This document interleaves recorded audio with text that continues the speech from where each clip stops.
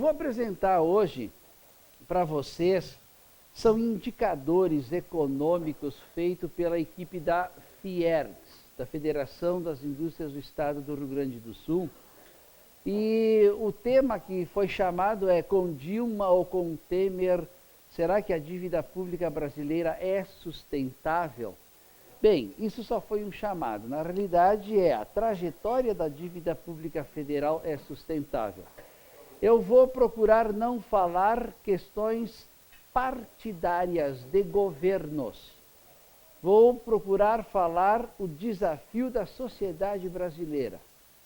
Porque o que for apresentado aqui não é específico desafio de um governo. É o desafio de todos nós como sociedade. Tá? Então, a questão é, a dívida que nós como sociedade, a dívida pública federal, outra questão importante, eu não vou falar das dívidas estaduais e nem das dívidas dos municípios, né? Mas especificamente da União. Então, nós temos vários temas, isso foi feito pela equipe da FIERGS, foi apresentado para nós, e aí a gente tem uma obrigação de delegar, de repassar essas informações para a sociedade como um todo. Então vamos lá. Nós temos, eu vou apontar aqui em 4 itens: o desajuste fiscal, o orçamento impossível, a previdência, um encontro marcado, a conta que não fecha e considerações finais. Então vamos começar abordando os números da dívida pública do governo geral, em percentuais do PIB. Bem, o PIB brasileiro é toda a riqueza que todos nós geramos com o nosso trabalho. Ele está hoje em 5,7 trilhões de reais em 2015. Então, o que acontece? A dívida dos governos em agosto lá de 2002 era de 81%. Ao longo aí da década do ano 2000 ao ano 2010, nós tivemos um bom crescimento econômico e, em consequência, tivemos uma diminuição do percentual da dívida pública em relação ao PIB. Aí ela foi mantida até 2014. Em 2014 ela deu um salto muito grande. Saiu aqui nos patamares de 60% e chegou a 73% do PIB. Então, nós voltamos ao nível de maio de 2003, onde vai as questões da imprensa sempre publicando, né, que a trajetória da dívida pública ao longo desses anos ela é muito ascendente. E também existe aquela dúvida: mas será que o Brasil vai quebrar? Né?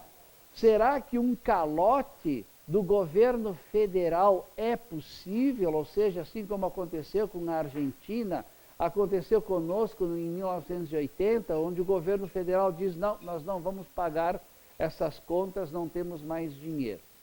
Certo? Será que isso vai acontecer? Então, essa é a questão que nós temos. Então, vamos estudar a dívida pública. Atualmente, ela é de 4,38 trilhões de reais. É aquele 73% do PIB. Sendo que nós temos a dívida interna de 4,14 trilhões e a dívida externa de 0,24 trilhões. Então, vocês podem notar que o principal da dívida, ela é interna, ela não é externa. A gente deve muito pouco para outros países ou outras instituições internacionais, sendo que essas dívidas, quase metade dela é dos estados e municípios. Então, a União, na realidade, tem aqui 0,13 trilhões de dívidas externas. O restante é tudo interno. Então, o que acontece?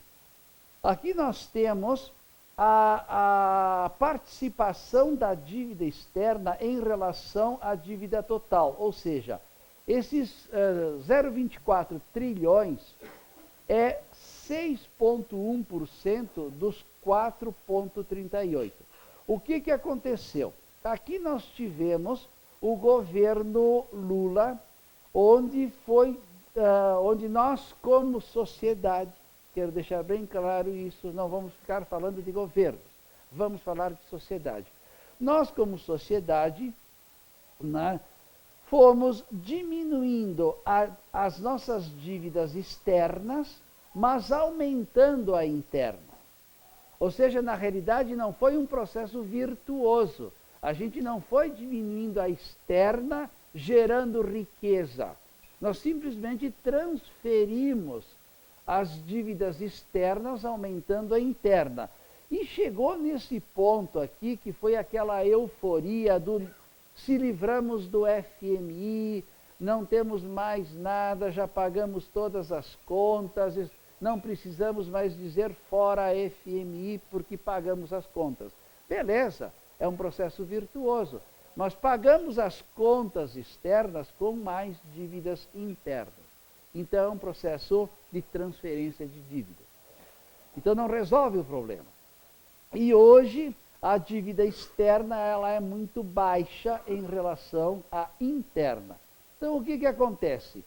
Um calote externo, como ocorrido na década de 80, é improvável. Por quê? Porque a dívida externa da União é muito pequena. O grande ponto está aqui. Outra questão é, para evitar que a dívida cresça demais, o governo tem duas opções. Isso o governo federal. A primeira delas é expandir a base monetária para contribuir suas obrigações. Isso significa assim, o que é esse calote interno, entre aspas? Significa, eu como governo gero a moeda, então eu te devo. Então eu gero moeda para te pagar. Só que a geração de moeda sem lastro significa inflação. Muitos governos passados fizeram isso.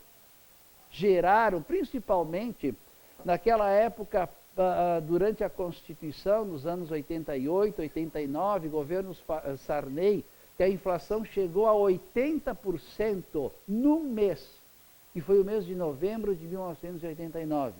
Ou seja, o governo procurava pagar suas contas emitindo moeda. E é a sociedade que paga essa conta, depreciando principalmente o salário daquelas pessoas que recebem hoje, e se não gastarem hoje, daqui 30 dias, 89% deflacionou. 80% deflacionou. Então quem paga é o trabalho. Fator muito importante que eu vou deixar aqui para vocês como princípio. Só o trabalho gera riqueza. Certo? Eu sempre vou bater nessa tecla. Só o trabalho gera riqueza. E para gerar riqueza, alguém tem que trabalhar.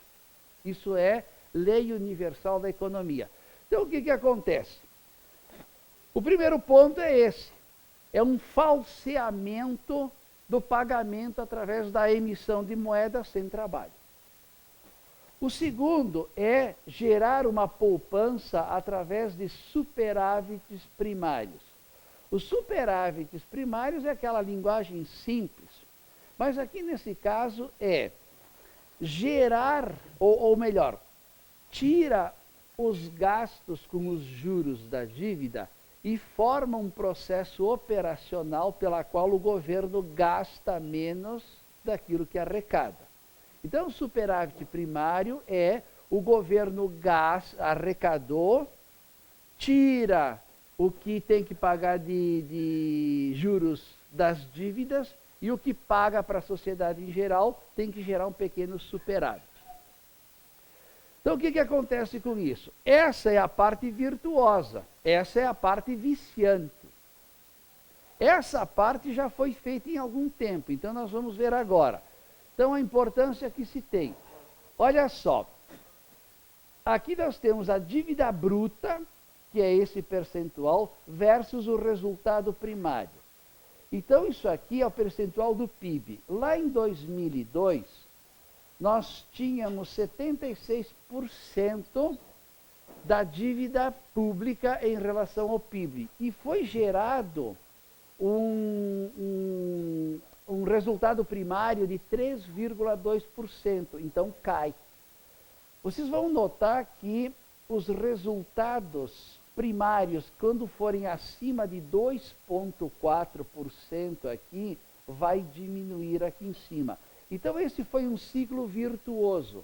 Porém, a partir de 2009, nós tivemos uma manutenção. Ou seja, caímos aqui, ó, 1,9 cresceu. 2,6 é um pouquinho mais que 2,4, cai. 2,9 cai. 2,2 sobe. 1,7 aqui deu uma caída. E agora o grande problema está aqui, ó. Nós estamos tendo superávites negativos, certo? Ou déficits primários. Então, isso deu um salto muito grande até 2015. Então, essas perspectivas para 2016 não são animadoras. Então, continuando aqui, isso aqui é só uma repetição. O que nós temos aqui? Quais são as perspectivas para os próximos anos das questões do superávit primário? Primeiro, em 2016, a projeção é 1,7 negativo. 2017, a projeção é 1,2 negativo. Em 2018, 0,8 negativo. A perspectiva é que só lá em 2019 a gente tenha um superávit positivo, porém muito baixo. Lembra daquele número lá, acima de 2,4 é que a gente consegue diminuir o percentual da dívida. E nós temos uma projeção desanimadora. Então, o que vai acontecer com o percentual da dívida pública sobre o PIB? Em 2016, ela vai crescer para 76%. Em 2017 para 80%, 83%, 86%, 90% e lá em 2001 está projetado em ser 91%. O grande problema é que quanto maior a dívida, maior o percentual que nós temos que gerar para pagar esses juros. Muito bem, então, continuando. Aqui é um comparativo que nós temos em relação a outros países. O ideal seria que nós tivéssemos um superávit de 512 bilhões de reais para a gente atingir as contas públicas sem dívidas. Só que é o seguinte, o governo federal, ele arrecada 1 trilhão e 350 bilhões. Depois ele repassa mais ou menos 150 bilhões para os estados e municípios e fica com 1 trilhão e 200 bilhões. Para nós entendermos, nós pagamos 2 trilhões de impostos por ano.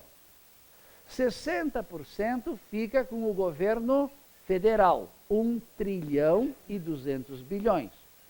25% ficam com os governos estaduais e 15% fica com os governos municipais. Nós temos uma grande concentração de impostos na União. Isso é o sistema republicano, pouco federativo. Um sistema mais federativo, os municípios ficam com a maior parte da receita. E um governo um sistema de Estado muito republicano, ele é mais centralizador. Então nós somos mais república do que federação. Ok, é o nosso sistema atual da sociedade. Muito bem, então o que acontece? Agora, para ter esses 512 bilhões aqui, nós estamos fazendo aqui um comparativo. Eu não vou entrar nesse, mas países emergentes, né? Ou seja, nós temos que ter 9% do PIB para no ano seguinte ficar no zero aqui. A Argentina, certo? Está com um pouco menos. E olha que interessante, os países maiores, principalmente aqui, ó, Estados Unidos, Reino Unido, eles podem ter grandes déficits primários, que ainda assim ele mantém uma estabilidade na geração da sua, do percentual do PIB em relação à sua dívida. Então, aqui são vários, ou seja, o superávit sustentável é 512 bilhões. No ano passado, ou seja, antes nos tempos do pré-impeachment, que foi aprovado o orçamento da União, foi visto, planejado para 2016, um superávit de 24 bilhões. Isso quer dizer que nós teríamos que ter 21 vezes mais daquilo que nós orçamos. Então, claro, é um número impossível, porque isso aqui representa mais ou menos 40% de todos os gastos da União. Teria que economizar metade daquilo que arrecada. A gente sabe que isso é impossível. Muito bem, e outra questão é que a conta dos benefícios do regime de gastos da Previdência Social consumiu 450 bilhões em 2015. Então, o que nós temos aqui? Nós temos um outro problema, que é o seguinte: a população vai crescendo. E como a população cresce, é necessário que o governo federal também invista no social. O social aqui é saúde, educação e aposentadorias. Essas são as 3 maiores contas sociais obrigatórias que a Constituição dá de dever do Estado. Direito do cidadão significa dever do Estado. Significa que o cidadão tem que trabalhar para sustentar o Estado, para o Estado dar os direitos ao cidadão. É assim que funciona o ciclo da economia. Então, o que nós temos? Em termos de Constituição, com o crescimento populacional, já existe uma conta certa, prevista até 2030, do seguinte: na educação é necessário a aplicação de mais 175 bilhões. Na Previdência Social, ela consumirá mais 75 bilhões, porque são mais pessoas se aposentando. E, por último, pelo crescimento populacional, nós precisamos de mais 50 bilhões, o que soma 300 bilhões de reais que o governo federal vai ter que arranjar, ou seja, 6,6% do PIB, só por causa do crescimento populacional até 2030. Isso de acordo com a atual Constituição. Então vamos lá. Agora vamos ver este orçamento impossível aqui.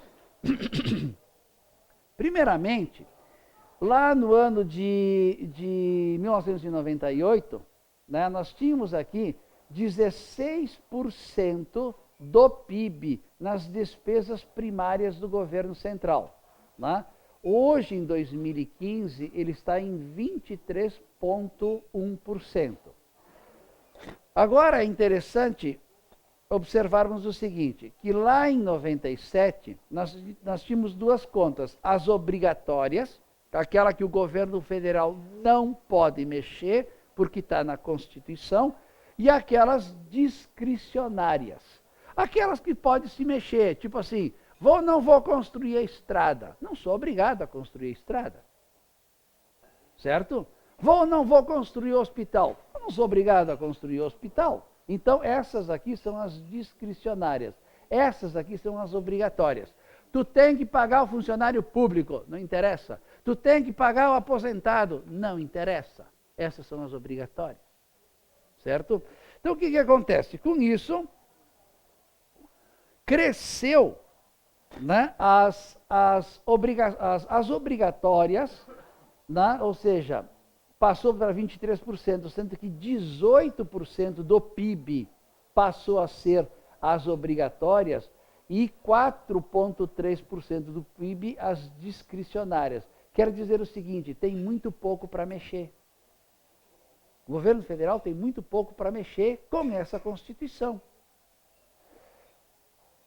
Ou seja, as despesas primárias cresceram 6,6% do PIB, sendo que 5,9% foram as obrigatórias. O que isso mostra é que há um engessamento aos nossos governantes. A nossa sociedade está engessando os nossos governantes. Essa é a realidade. Não interessa que partido.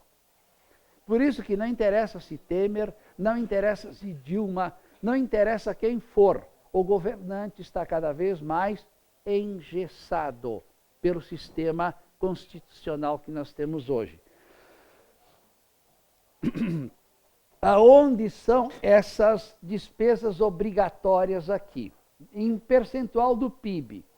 Na Previdência é 7,4%, pessoal e encargos da União é 4% do PIB, essas transferências para estados e municípios é 3,5% e outras. Agora, observem o seguinte, que desses 18,8%, se nós tirarmos as transferências dos municípios, vai ficar em 15,3%, certo? Metade é Previdência.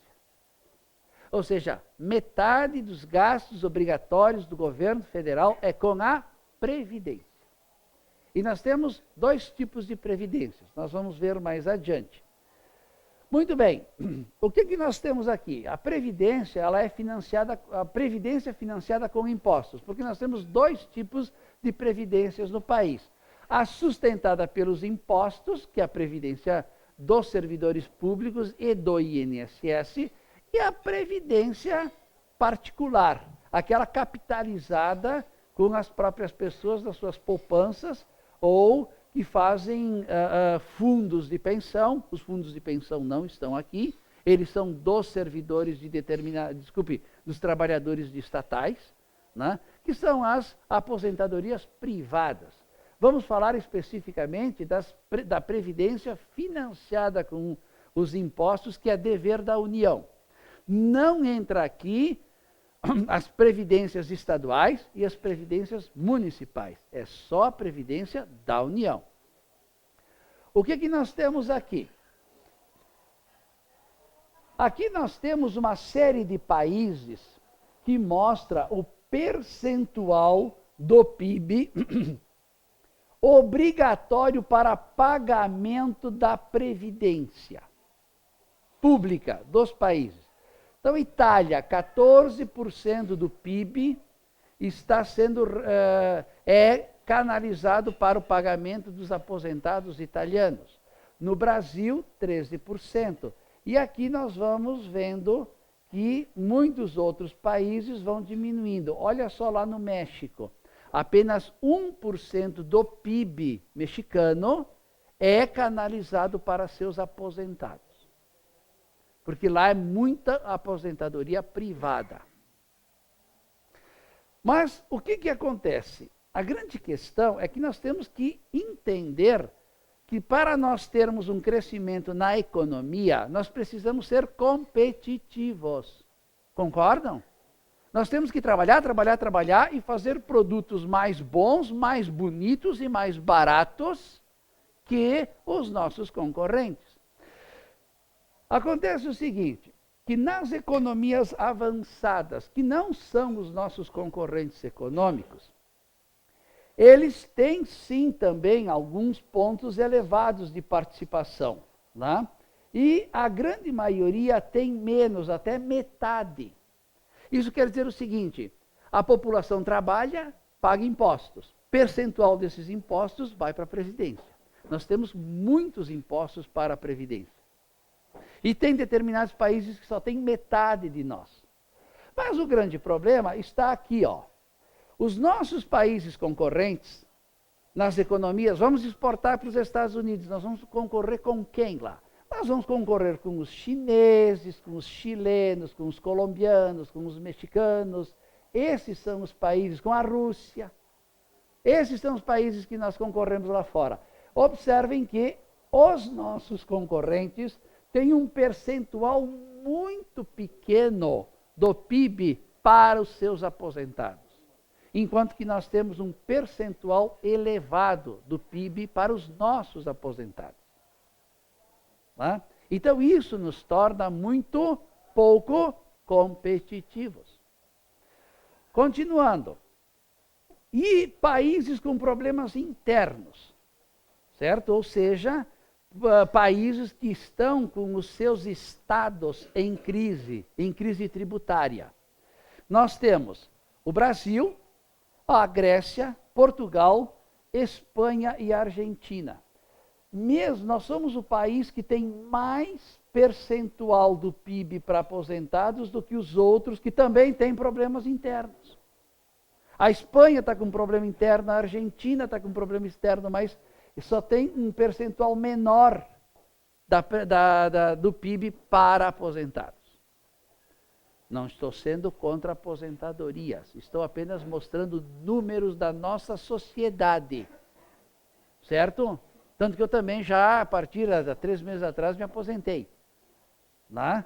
Paguei muito, estou ganhando pouco, mas não interessa, isso é problema de todos nós, da nossa sociedade. Então, o que nós temos?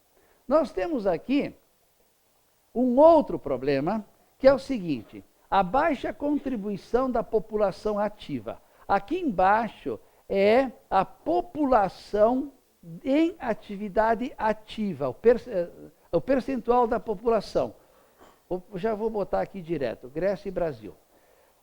40% das pessoas no Brasil que estão em idade ativa paga aqueles 13% do percentual do PIB para os aposentados. Porque lembram que quem gera riqueza é quem trabalha. Aqui são os que trabalham. Dos que trabalham, 40% pagam 13% do PIB. Né? Ou seja, quanto mais para cima aqui, pior. Quanto mais para baixo aqui, melhor. Esse país aqui eu não tenho a referência, mas olha só. 85% das pessoas que trabalham pagam 4 ou 5% do PIB para seus aposentados. Aqui é uma maravilha, esse ponto aqui, ó. Né? Ou não é, porque pode ser que os aposentados sejam miseráveis, certo? Não se sabe, mas a nossa posição é essa aqui, é uma das piores posições que existem. Né? Pouca gente contribuindo, né? Com um percentual muito elevado do PIB às suas pessoas já aposentadas. Então, o que acontece? Mesmo entre os países com problemas econômicos internos, o Brasil é que tem a pior relação de despesa previdenciária versus número de contribuintes. Bom, outra questão é a seguinte: as despesas geriátricas da população de meia idade. Em 1960, esse aqui era a composição das faixas etárias. Então, nós temos o seguinte: 57% da população potencialmente ativa cuidava de 0,5% de pessoas com mais de 65 anos. Agora, em 2015, nós temos um aumento da população potencialmente ativa de 57 para 68. Só que triplicou o número de pessoas com mais de 65 anos que são cuidadas por essas pessoas aqui de baixo. Eu um dia pretendo chegar lá, viu? Não cheguei aqui, eu estou aqui embaixo. Mas, ou seja, vai aumentar ainda mais em 2020. Nós vamos ter 69% da população potencialmente ativa e 1,9% das pessoas que precisam ser cuidadas. Então, isso quer dizer o seguinte: esse pessoal aqui tem que trabalhar muito mais para sustentar toda essa gente do que esse pessoal tinha nos anos 60 para cuidar dessas pessoas aqui. Claro que isso é um problema social, né? E isso tem que ser feito. As pessoas de idade têm que ser cuidadas.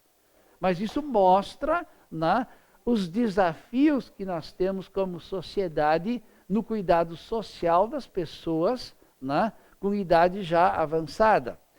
Outro ponto: os déficits crescentes que nós temos entre o pagamento das nossas aposentadorias e as suas receitas. Repito, aposentadorias da União. Nós temos aqui o seguinte, a União, o governo federal, arrecada 390 bilhões de reais e paga 578 bilhões. Então, a diferença daqui até aqui, ela dá 187 bilhões. Ou seja, o governo federal vai ter que tirar de outros impostos para fechar essa conta. Só que nós temos aqui, os servidores da União, eles têm um déficit de 96 bilhões.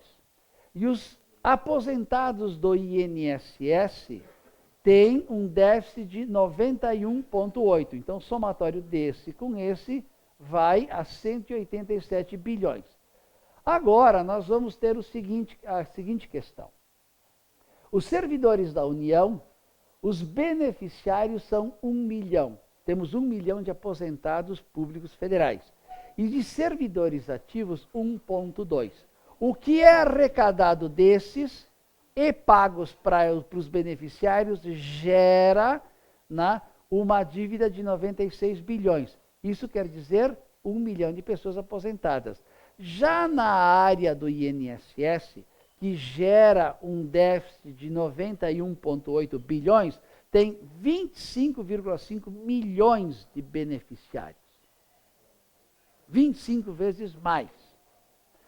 Agora, a questão, isso aqui é só para ver onde é quem recebe, aqui a da União, 45 bilhões é para os aposentados, 35,7 é para as pensões, ou seja, os herdeiros dos aposentados, e 18,9 bilhões é para a área militar, que daí entra o pessoal aposentado militar e entra toda aquela legislação da viúva, da filha solteira, etc., entra aqui nesses 18,9 bilhões.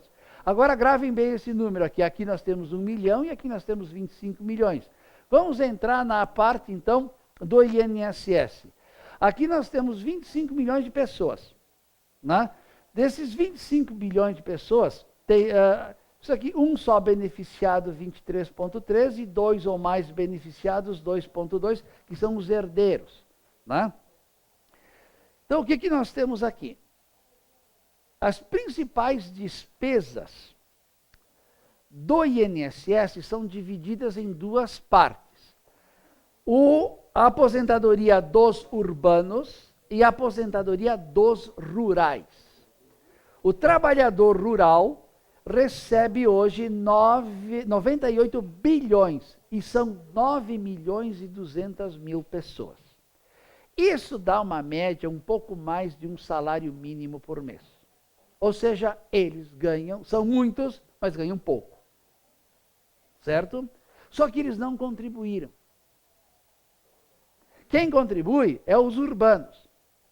E os urbanos são 16,3 milhões de pessoas que recebem 338 bilhões. Isso dá uma média mais ou menos de 2 salários. Então nós temos aqui um pessoal ganhando um pouco mais de um salário, aqui ganhando mais ou menos 2 salários, e nós temos lá na União esses 1 milhão que recebem em torno de 9 salários.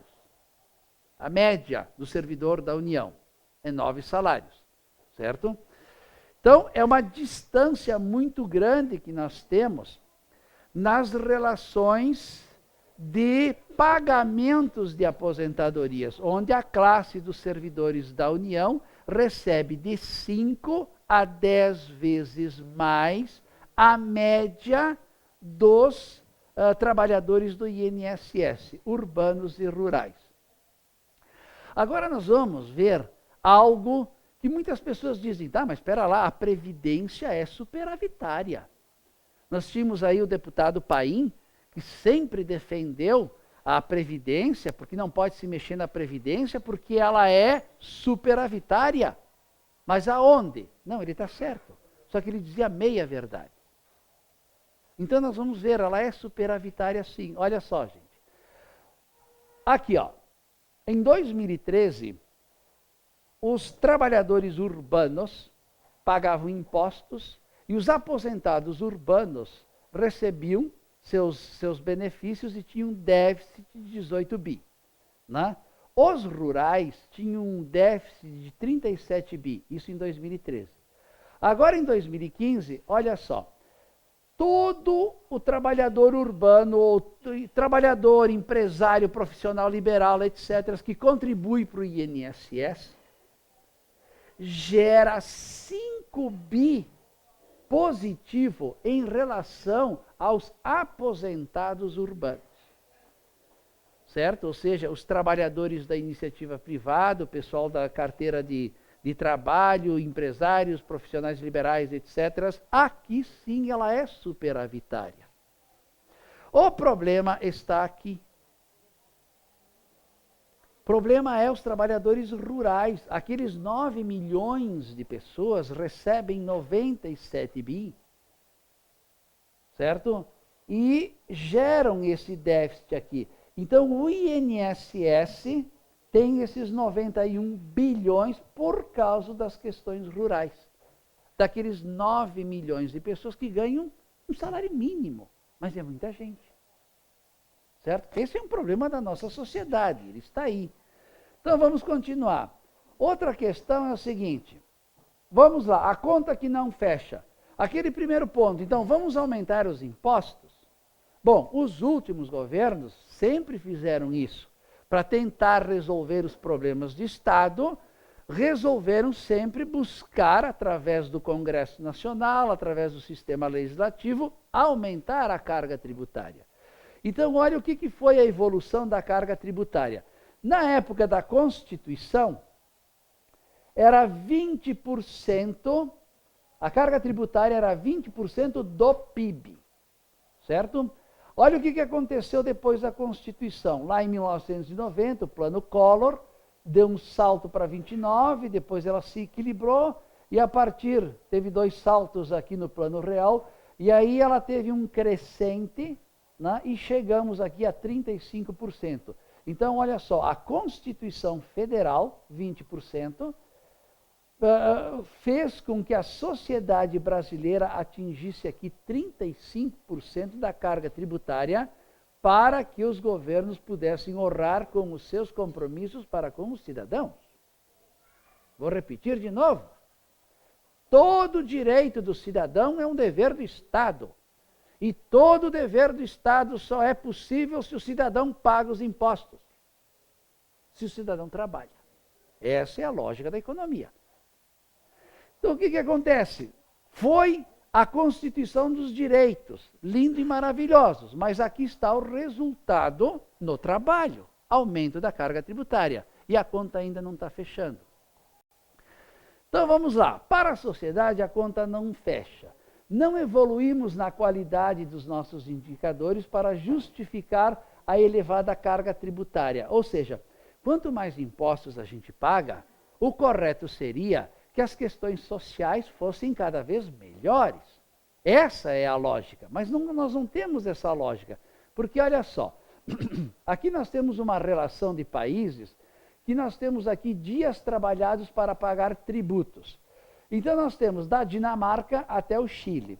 Aqui são países europeus e aqui são 2 vizinhos nossos, né? E aqui nós temos os norte-americanos.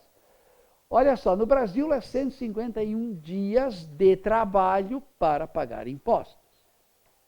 Certo? Agora, vamos nos comparar os serviços sociais que nós temos em trabalhar tantos dias como impostos. Primeiro, a nossa segurança. Segurança é um serviço de Estado. Na segurança, nós temos 21 homicídios por ano por 100 mil habitantes. O nosso país é muito violento. Perto de todos os outros países que têm mais de 94 dias para se trabalhar. Ou seja, os serviços de segurança, apesar da alta carga tributária, não dá para nós se comparar com países que têm semelhantes cargas tributárias. Outro ponto é o lado da educação. Como é que estamos no ranking da educação? Então, vocês podem observar, nós e Chile e Uruguai aqui estamos meio emparelhados. Mas dos outros países, né, nós estamos muito longe, eles estão muito melhor que nós na educação. E isso representa que nós temos um futuro de pouca competitividade. Porque se nós não temos uma educação forte, a próxima geração não irá trabalhar ou gerar a riqueza suficiente para concorrer com esses países aqui.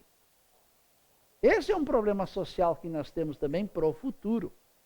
Outra questão também é a saúde.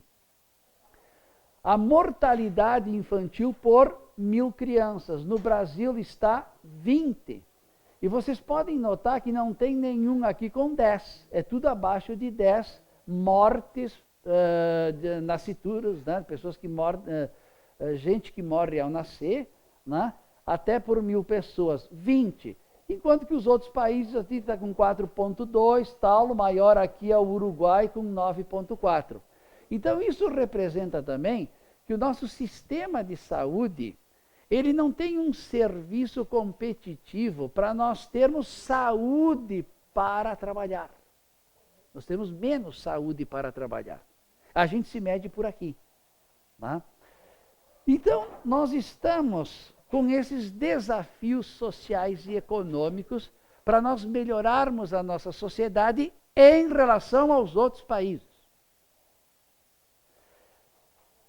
E aí nós temos as considerações finais. Primeiro, o aumento de impostos evita que o governo tenha que enfrentar as questões de longo prazo e dá uma sobrevida para que a administração pública mantenha o pacto social pós-Constituição. Certo? Mas, será que vai ter aumento de impostos? Quem decide é a sociedade. Certo? Outro ponto. O problema é que nosso modelo, né, de setor público, o sistema que nós temos hoje como sociedade e não como partido. Tá? O nosso sistema aqui como não é sustentável e ninguém está disposto a discutir. Ou pelo menos a gente não está entrando nas discussões. O objetivo dessa palestra é justamente para nós começarmos a entender os números da nossa sociedade para passar a discutir esse sistema. Esse é o objetivo. Terceiro ponto. Mais repetitivo e conhecido do que esse diagnóstico é esse que eu apresentei, são as medidas necessárias para a reversão desse quadro. Ou seja, as medidas necessárias todo mundo sabe. Não é verdade? O governo tem que gastar menos. O governo tem que gastar menos. Ela não é verdade. Elas são muito conhecidas, mas então vamos ver os diagnósticos, que é isso que eu apresentei. Porém, sem lideranças políticas e sem credibilidades das autoridades de política econômica, isso não vai ocorrer. Nós sabemos a doença, sabemos o remédio.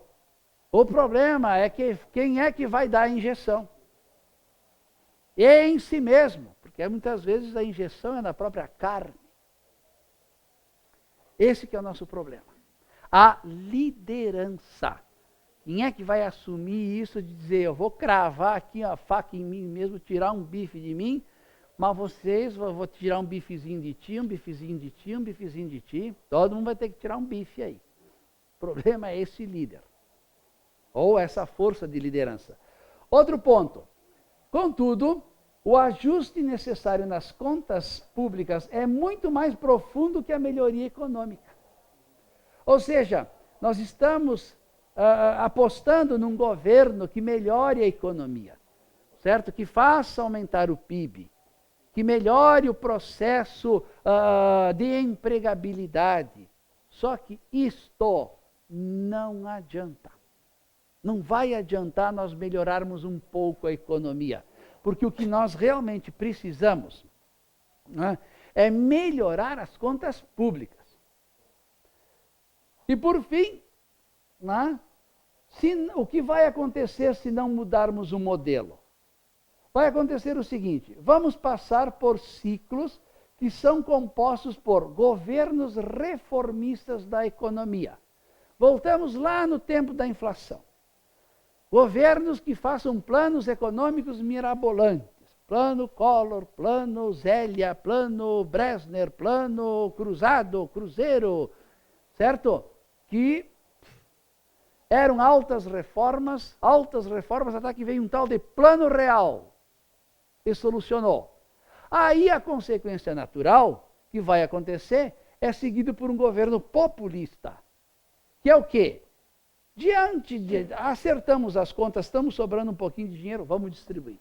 O governo populista é aquele que distribui para se manter no poder. Certo? Ele faz do erário público uma compra de voto. Né? Eu prometo isso, eu prometo isso, eu prometo isso, eu prometo isso. É um populista. E não diz assim, eu vou dar isso, mas vocês vão ter que trabalhar. Epa, esse aí não é populista. Esse é realista. E como consequência do governo populista,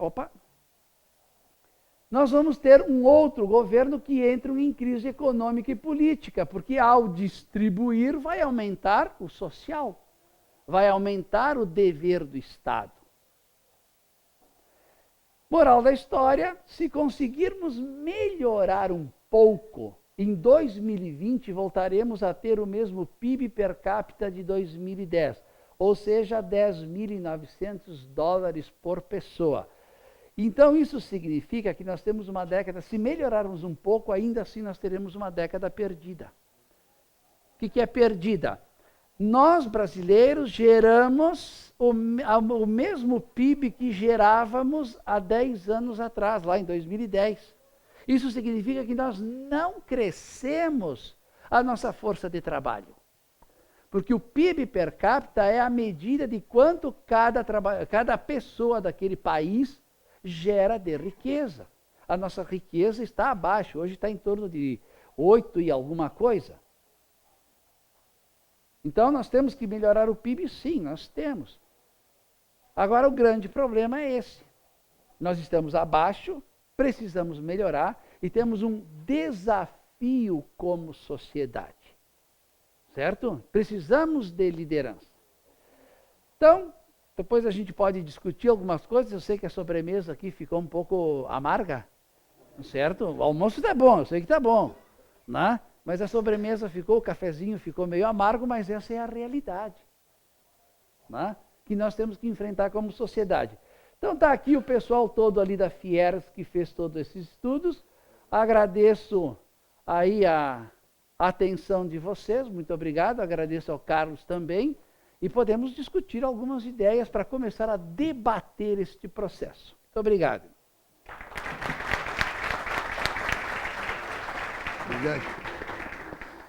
O Almoçando com a Six desta quinta-feira no restaurante Parque dos Pinheiros recebeu a visita e a palestra do empresário Jaime Lorandi, falando com o tema "Com Dilma ou com Temer, a dívida pública do Brasil é sustentável?"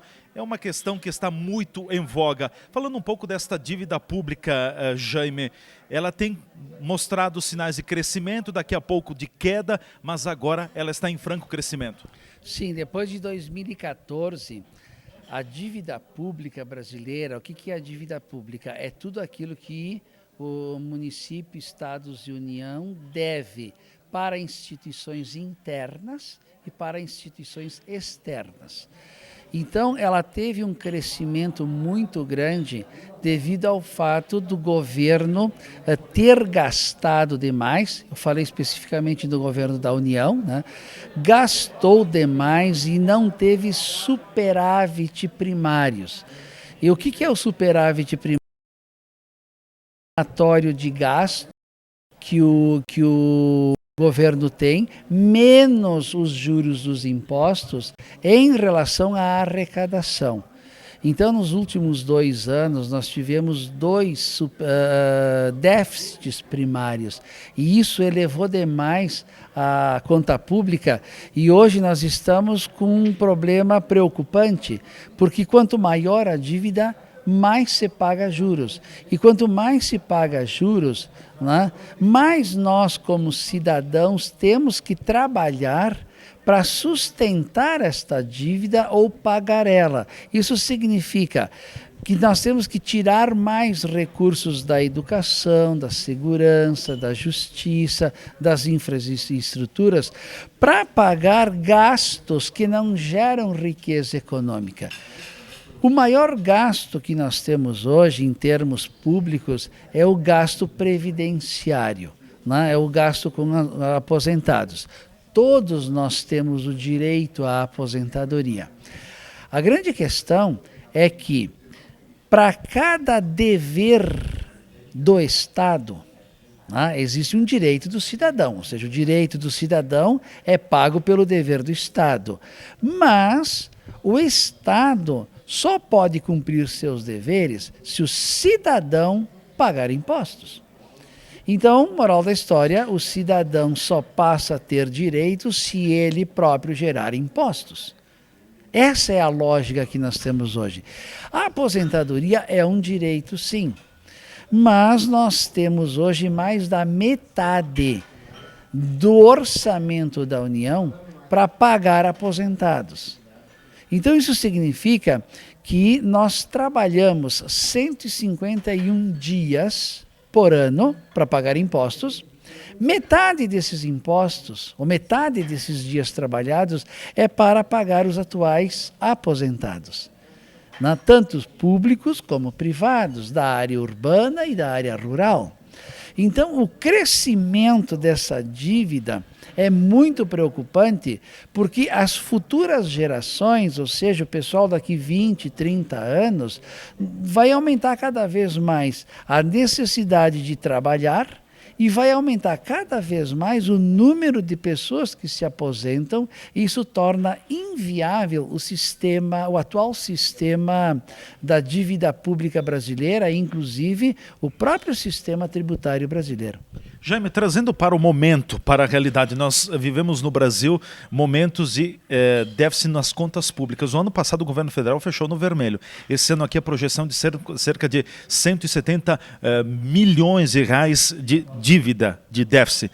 Eu te pergunto, tem como dar volta nisso ou daqui a pouco o Brasil está num caminho da Grécia? Se o governo federal está falido, está com dificuldade, como estariam as empresas? Perfeito. Primeiro, vamos corrigir, é 170 bilhões. Muito mais.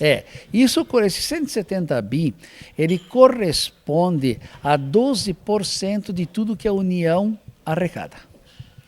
Ou seja, é como se uma empresa vendesse 100 mil reais por mês e tivesse que pagar 117 mil por mês.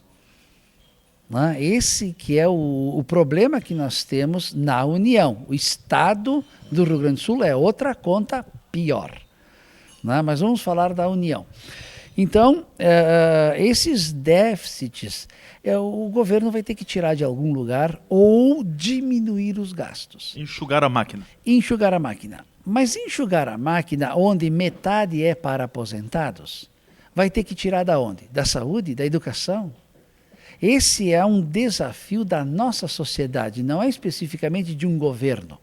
Não importa qual é o governo que nós tivermos. Nós temos um desafio de sociedade, né, pela qual nós temos que trabalhar para honrar as questões sociais do país. Mas essas questões sociais hoje estão muito elevadas para aquilo que os trabalhadores produzem, né? Trabalhadores que eu disse, toda a população economicamente ativa tem. Então sim, nós estamos caminhando em direção a uma crise estrutural como aconteceu na Grécia, né? Então só que para isso nós precisamos de um projeto de sociedade e não mais um projeto de governo. Ou político. Exatamente. Não é um projeto de partido que vai resolver o problema. Porque o partido, ele tem uma solução da visão dele, né? Mas nós precisamos, na realidade, de um projeto de sociedade para que as nossas lideranças políticas tenham um norte e nós cobrar deles. Aí pode ser que funcione, mas para isso tem que cortar da própria carne. O que é cortar da própria carne? Diminuir previdências, diminuir valor de previdência.